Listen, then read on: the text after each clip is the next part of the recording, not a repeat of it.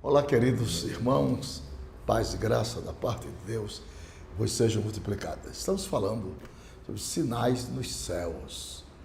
Você há de convir comigo da importância de nós analisarmos estes sinais, que é tão importante que o Senhor Jesus Cristo fez questão de expô-lo nas Escrituras Sagradas. Sol, a lua, as estrelas, tudo tem conexão com a sua vinda. E queremos agora falar sobre a importância da lua nas Escrituras Sagradas. A Bíblia, queridos e amados irmãos, revela o primeiro personagem bíblico a ter um sonho profético com a lua foi José, dizendo: eis que ainda sonhei um sonho, e eis que o sol e a lua e as estrelas se inclinavam a mim. Gênesis 37, versículo de número 9. Na interpretação previsível do sonho de José, Jacó, o pai, seria o sol, Raquel, a mãe, seria a lua, e os seus irmãos seriam as 11 estrelas que se inclinavam perante ele. Gênesis 45, de 1 a 13, Apocalipse 12, versículo 1. Meus irmãos, na grande epopeia de Josué, a lua se deteve no vale de Aijalon e o sol em Gibeão, provocando o dia mais longo da história. Josué 10, verso 12 a 14. A festa da lua nova se revestia de grande importância na vida da nação de Israel e durava alguns dias, conforme 1 Samuel 20, 27, 2 Crônica 2, 4, 8, 13, 31, 3, Êxodo 3 e 5, e Neemias capítulo 10, verso 33. A trombeta era tocada na festa da lua nova e da lua cheia, Salmo 81, versículo 3. E a palavra de Deus, ela confirma que a lua foi criada por Deus. A lua foi criada por Deus com o propósito de regular as estações do ano. Salmo 104, versículo de número 19. O salmista também afirma que o sol e a lua, por si só, não são ofensivos ao povo de Deus, que tem a proteção do guarda de Israel, dizendo: o sol não te molestará de dia, nem a lua de noite. Salmo 121, versículo de número 6. A Bíblia, queridos e amados irmãos, ainda afirma que Deus fez a lua e as estrelas também para presidirem a noite. Salmo 136, versículo de número 9. Até a lua e o sol e os demais estrelas, como astros criados por Deus, são convocados para louvarem também ao seu Criador. Salmo 148, versículo de número 3. O sábio Salomão comparou de forma poética a beleza da noiva com a formosura da lua, ao afirmar que a noiva é como a alva do dia, formosa como a lua, brilhante como o sol e formidável como exércitos com bandeira. Cantares de Salomão, capítulo 6, versículo de número 10. O profeta Isaías vaticinou também sinais na lua, dizendo: porque as estrelas dos céus e os astros não deixarão de brilhar a sua luz, e o sol se escurecerá ao nascer, e a lua não fará resplandecer a sua luz. Isaías 13, versículo 10. O mesmo profeta Isaías ainda previu sinais no satélite lunar, dizendo: e a lua se envergonhará, e o sol se confundirá, quando o Senhor dos Exércitos reinar no monte de Sião e em Jerusalém. E então perante os seus anciãos haverá glória. Isaías capítulo 24, versículo de número 23. O profeta messiânico Ainda previu o aumento da intensidade da luz lunar como um sinal escatológico nesse principal satélite da Terra, dizendo: e será a luz da lua como a luz do sol, e a luz do sol 7 vezes maior como a luz de 7 dias, no dia que o Senhor ligar a quebradura do seu povo e curar a chaga da sua ferida. Isaías capítulo 30, versículo de número 26. O sabedor da importância que o povo israelita dará à festa da lua nova, o Senhor prometeu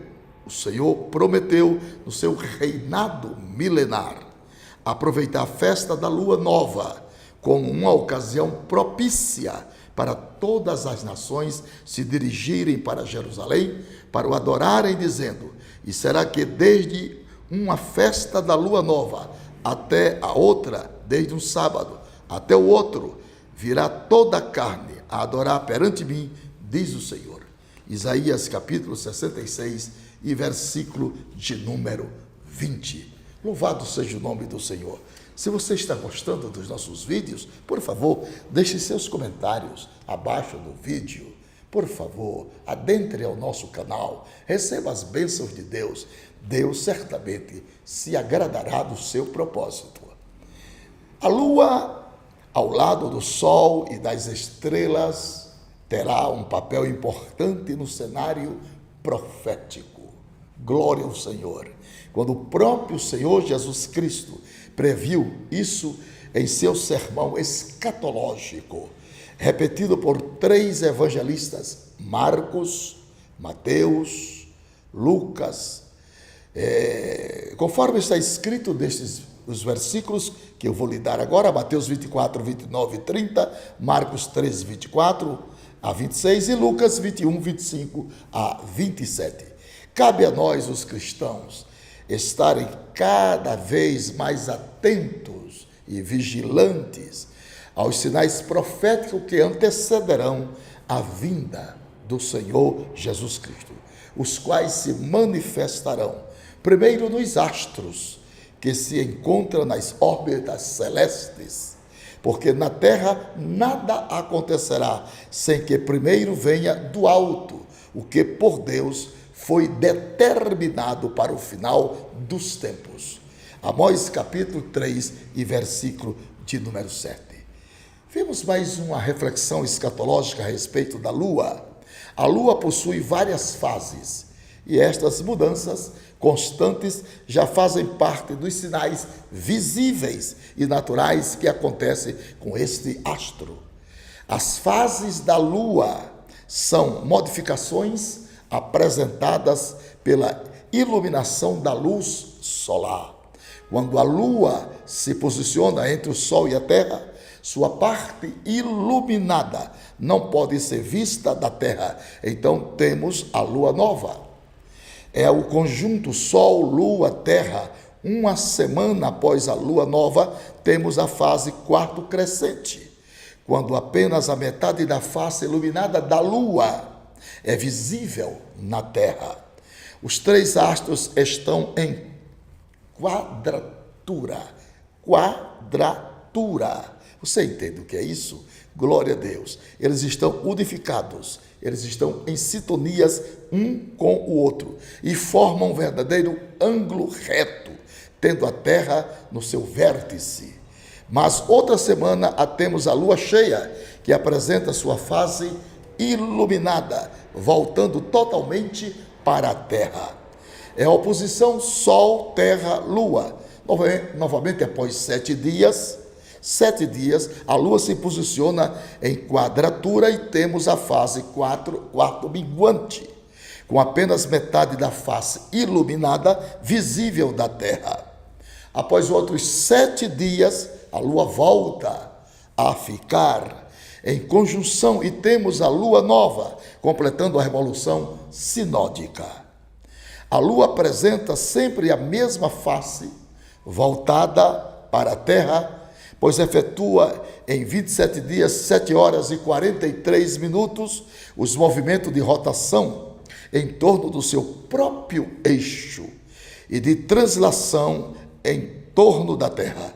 O movimento da revolução da Lua em torno do Sol tem a mesma duração do movimento da translação da Terra.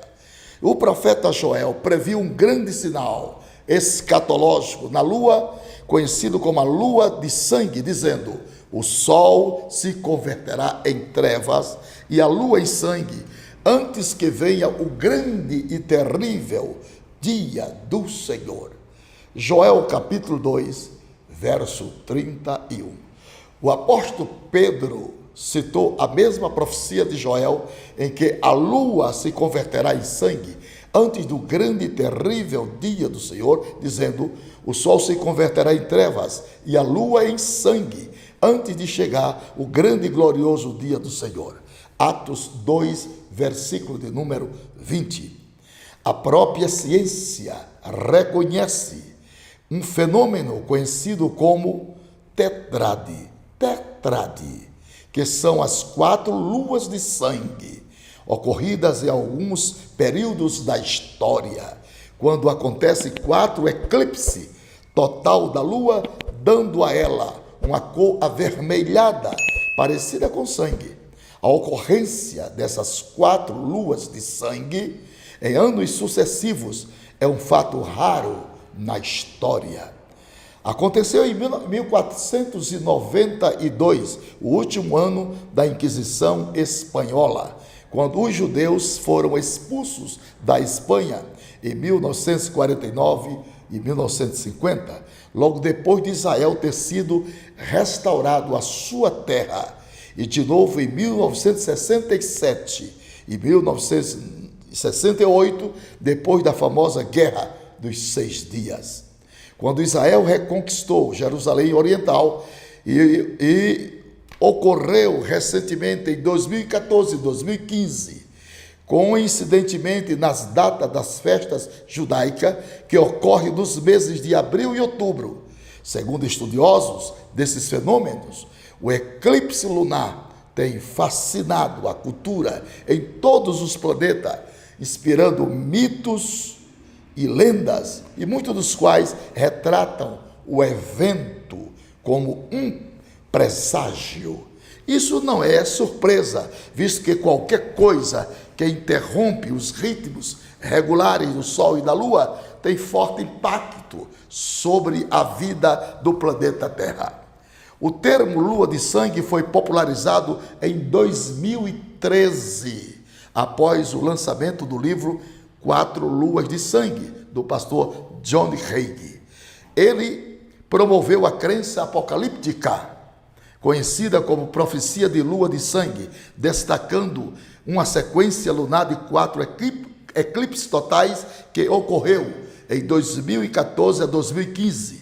O que chamou a atenção do pastor John foi que os 4 eclipses lunares, conhecida como tetrade, caíram em 4 feriados judaicos, o que aconteceu apenas 3 vezes antes da história, sendo cada uma deles aparentemente marcado por maus eventos daquela época.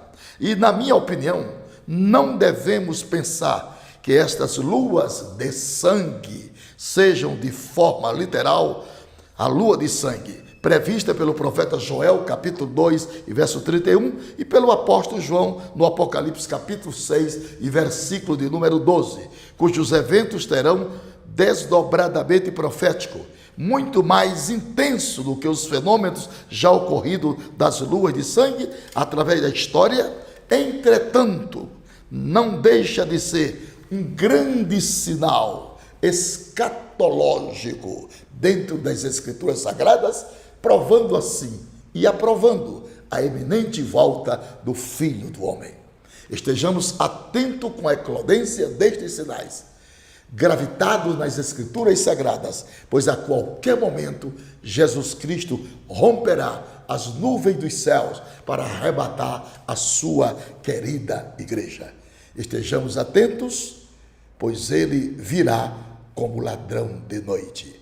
Queridos e amados irmãos, deixe seus comentários abaixo do nosso vídeo. Se você gostou deste vídeo, por favor, compartilhe com mais irmãos. Deus te abençoe grandissimamente, em nome de Jesus, e até o próximo.